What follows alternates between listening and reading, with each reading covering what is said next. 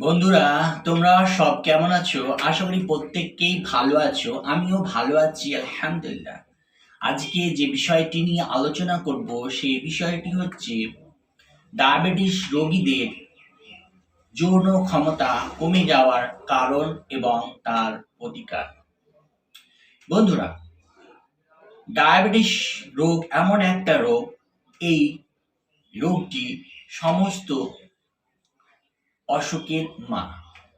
অর্থাৎ একবার যদি কারো ডায়াবেটিস হয়ে যায় তাহলে সেই রোগ বিভিন্ন রোগকে নিয়ে আসে। অর্থাৎ ডায়াবেটিস কেন হয়? ইনসুলিন রেজিস্ট্যান্স, অর্থাৎ রক্তের মধ্যে যদি ইনসুলিনের পরিমাণ বেশি হয়ে যায় তাহলে ডায়াবেটিস হয়।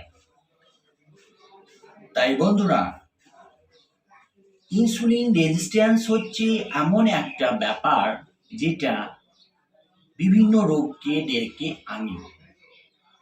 তার মধ্যে আমাদের যৌন অক্ষমতাও কিন্তু ডেকে আনে। অর্থাৎ যৌন ক্ষমতা কমে যাওয়ার যে প্রবণতা, সেটাও কিন্তু ডায়াবেটিসটা আমাদের জীবনে নিয়ে আসে। তাই বন্ধুরা, যদি আমাদের ডায়াবেটিস থাকে তাহলে কিন্তু যৌন ক্ষমতাও কমে যাওয়ার সম্ভাবনা আছে। কেন ডায়াবেটিস হলে আমাদের যৌন ক্ষমতা কমে যায়? তার কারণ হচ্ছে নাম্বার ওয়ান, আমাদের যৌন হরমোন টেস্টোস্টেরনের পরিমাণ কমে যায়। আর টেস্টোস্টেরনের পরিমাণ যদি কমে যায় তাহলে কিন্তু আমাদের যৌন ক্ষমতাও কমে যায়। দুই নম্বর কারণ হচ্ছে বন্ধুরা, যদি আমাদের শরীরে ইনসুলিন রেজিস্ট্যান্স দেখা যায়, অর্থাৎ ইনসুলিনের পরিমাণ বেশি হয়, তাহলে আমাদের শরীরের মধ্যে বিভিন্ন জায়গায় চর্বি বা ফ্যাট জমা হতে থাকে। বিভিন্ন জায়গায় জমা হলে কিন্তু আমাদের রক্তনালীর মধ্যেও চর্বি জমা হয়, ফলে রক্তনালীর পথ সরু হয়ে যায়। তাই ব্লাড সার্কুলেশন ভালোভাবে হয় না। তাহলে দেখা গেল ব্লাড সার্কুলেশন যদি ভালোভাবে না হয় তাহলে লিঙ্গের উত্থানজনিত প্রবলেম বা সমস্যা দেখা যায়। তাহলে আমাদের যৌন জীবনেও এর প্রভাব দেখা যায়।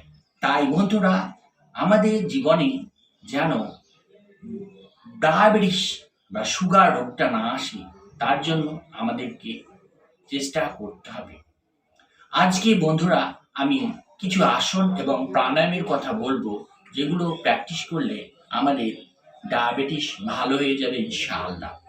প্রথমে যে আসনটার কথা বলবো সেটা হচ্ছে মন্ডুকা আসন। মন্ডুকা আসন করার সময় বন্ধুরা, প্রথমে আমি বজ্রাসনে বসে যাব।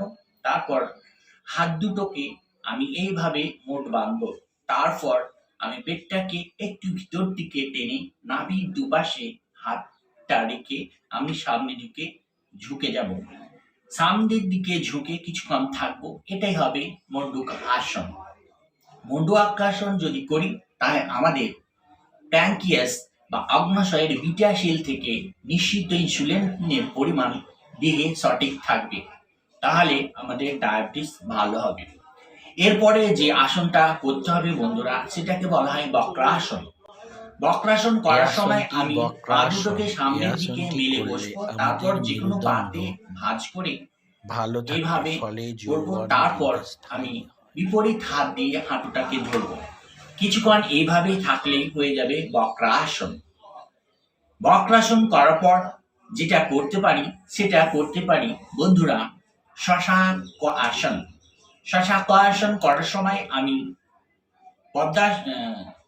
বজ্রাসনে বসে যাব। বজ্রাসনে বসে যাওয়ার পর হাত দুটোকে উপর দিকে তুলব এবং ধীরে ধীরে আমি সামনের দিকে এভাবে ঠেকিয়ে রাখবো। কিছুক্ষণ থাকলে হয়ে যাবে বন্ধুরা শশাঙ্ক আসন।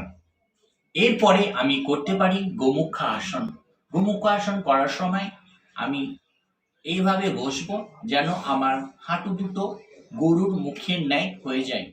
তারপরে হাত দুটোকে এক পাশে নিয়ে উপর দিকে আর একটা হাত তুলে পেছন দিকে আমি এইভাবে ধরবো।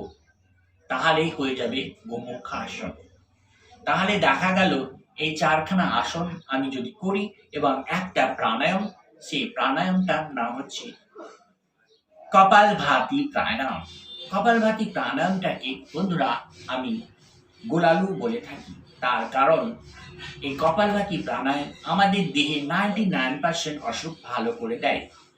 কপালভাতি করার সময় আমি নিঃশ্বাসটা যখন ত্যাগ করব, পেটটা ভিতরে যাবে এবং যখন আমি নিঃশ্বাসটা গ্রহণ করব তখন পেটটা বাইরে যাবে। এভাবেই করতে হয় কপালভাতি প্রাণায়াম।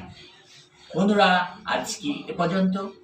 অন্যদিন আবার অন্য বিষয় নিয়ে আলোচনা হবে। আসি। আসসালামু আলাইকুম ওয়া রাহমাতুল্লাহি ওয়া বারাকাতুহু।